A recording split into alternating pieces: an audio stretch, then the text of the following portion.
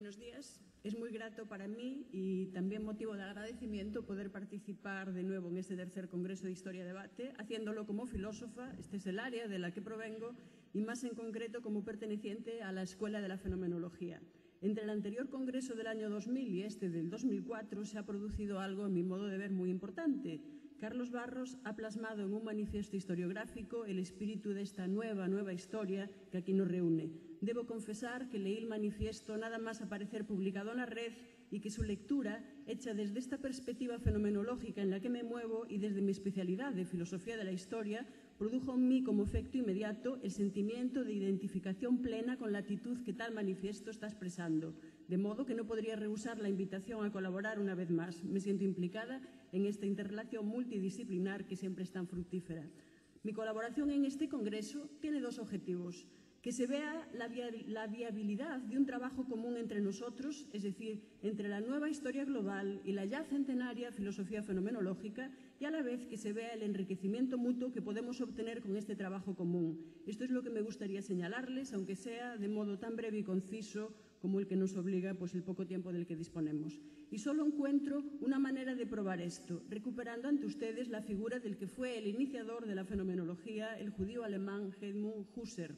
Sus fechas de nacimiento y de muerte, 1859-1938, hablan por sí mismas acerca del periodo en el que le tocó vivir y desenvolver su pensamiento, en ese importante momento de cambio de paradigmas que se produce al iniciarse el siglo XX y del que participan como protagonistas las ciencias humanas, sociales y biológicas. Por tanto, el origen de la fenomenología y, en consecuencia, el comienzo de su coincidencia con aquella nueva historia que también se estaba originando en ese momento están enmarcados en esa especial coyuntura intelectual y científica con la que finaliza el siglo XIX y con la que se abre el siglo XX.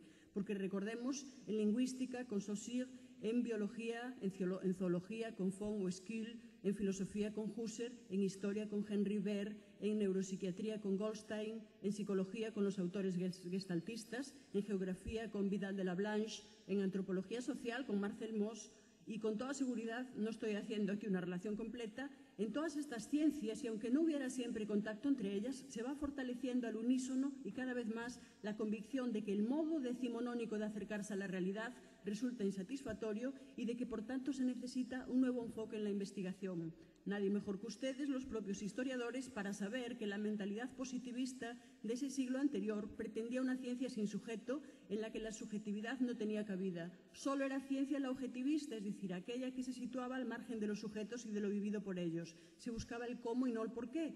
Tanto las motivaciones subjetivas que hay por detrás de los hechos de observación como las valoraciones éticas que se pudieran hacer a raíz de estos hechos entorpecerían o no aportarían nada esencial a la única finalidad científica admitida: explicar neutralmente hechos, hallar leyes con las que formular explicaciones de tipo causalista, ir a lo genérico a costa de despreciar lo particular y diferente, lo realmente vivido, y ejercer una investigación descomprometida con los problemas de los sujetos existentes en el tiempo actual.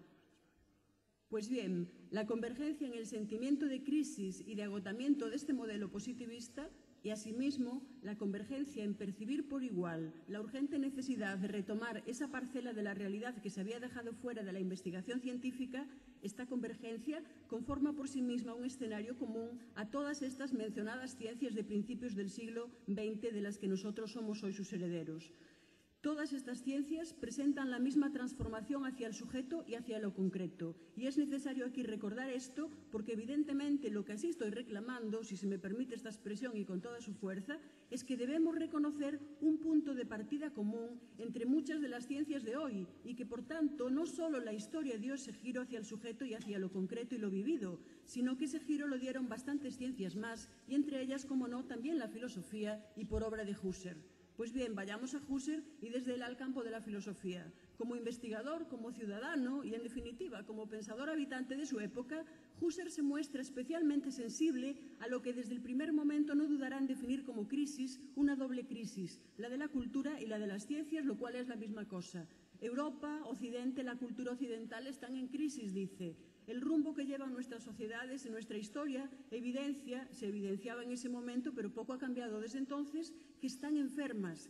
El ambiente de optimismo decimonónico que tan ingenuamente hiciera levantar las mejores expectativas para un progreso moral y material seguro estaba desmoronándose. La entrada en la Primera Guerra Mundial, más el preludio de la Segunda, no hacían más que confirmárselo dolorosamente. Desde que comienza el siglo XX nos hemos visto envueltos en una insoportable atmósfera de desasosiego, de desconcierto, de escepticismo. Nadie tiene claro en ese momento cómo interpretar los sucesos, qué tipo de valoraciones hacer y cómo actuar.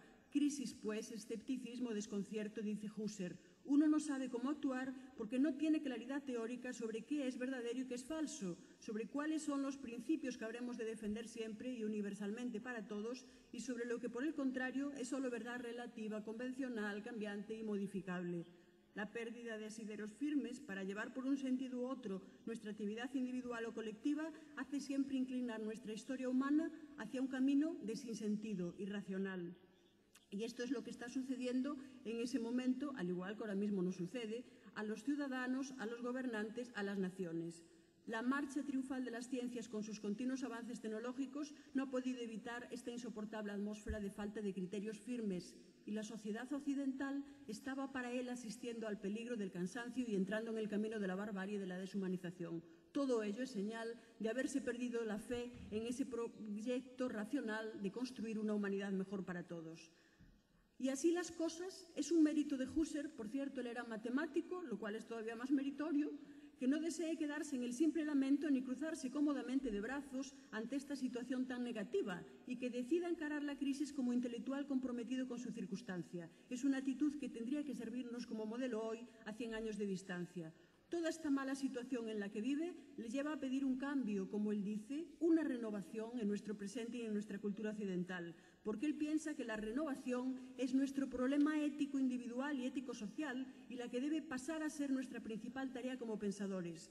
La autonomía teórica, dice, debe reflejarse en una autonomía práctica, ya que no se trata tan solo de remodelarse a sí mismo éticamente a partir de la razón libre, sino de remodelar también el entorno humano global, la existencia política social de la humanidad. Son sus palabras a principios ya del siglo pasado, y esta, desde luego, es la tarea y el máximo objetivo de la filosofía fenomenológica que él inicia ante la urgencia de actuar renovando nuestra extraviada cultura. Notarán en esto la sintonía con Historia a Debate. Pero para intentar la renovación de nuestra cultura y del rumbo de nuestra historia, ¿cómo hacer? ¿Por dónde empezar? Desde luego, él ve imprescindible hallar las causas de nuestra actual desorientación y extravío. Piensa que únicamente conociéndolas podremos después decidir racionalmente sobre un cambio de rumbo. Y este cambio solo será posible fundamentando de modo irrefutable por qué debemos aspirar a configurar nuestro mundo desde la razón y hacia la búsqueda de una humanidad de solidaridad y de más justicia para todos. Para esta fundamentación, a Husserl le parece urgente hacer una crítica de la razón. Se trata de comprender por qué tipo de razón nos hemos estado dejando dirigir hasta ahora. Se trata de conocer cuál es la mentalidad que nos ha traído a esta nefasta situación. No puedo explicarlo aquí, pero en sus primeras indagaciones él va a la psicología para averiguar un poco más de todo esto y la conclusión que saca sobre ella, malísima, marcará definitivamente toda la trayectoria futura de su pensamiento. Estoy persuadido, dice, de que la crisis europea hunde sus raíces en un racionalismo que se ha extraviado. Se le hace evidente que las ciencias de su época se mueven en una actitud naturalista y, de acuerdo con ella, busca conocer lo que son las cosas tal como objetivamente son en sí. Objetivismo, pues.